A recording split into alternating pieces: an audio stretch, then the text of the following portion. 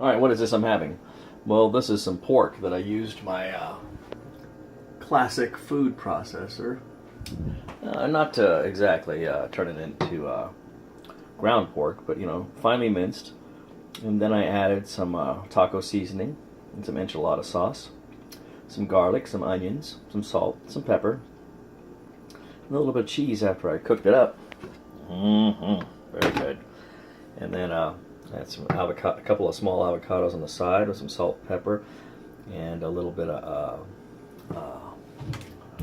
balsamic vinegar. And then I'm going to go ahead and enjoy this as the first course in my O.M.A.D dinner today. That's my one meal a day. And hi, folks. I'm John, and I'm doing O.M.A.D. I'm about day 40 of eating one meal a day, and I think I've integrated. I think I've adjusted to it well. The transition period was a little tough. The first couple of weeks were just absolutely ridiculous.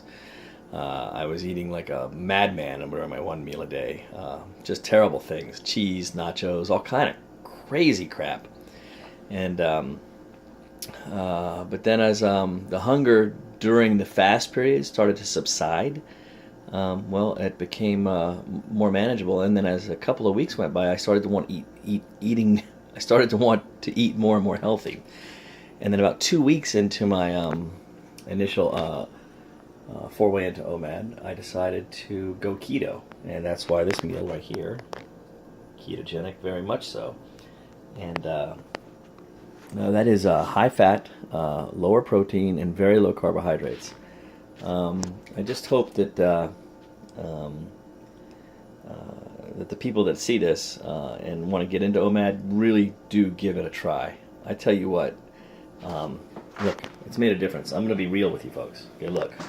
All right, I got some fat going on here. All right, I'll throw up a couple of pictures. Okay, but I've already lost. I think I started at 237, and I am at 225 as of today. And the first couple of weeks, there's no way I would have lost weight even on O.M.A.D because I was still keeping my caloric intake up well above my basal metabolic rate. But the one great thing about fasting, intermittent fasting, is that I will increase my basal metabolic rate as time goes on, and I've seen that happening. And after about 3.5 weeks, I started to add 3 weeks. I started to add high intensity interval training and high intensity or super slow resistance training or weight training. I want you to look those up. Some people I can recommend here on YouTube: Dr. Eric Berg, Dr. Jason Fung, Dr. Mercola.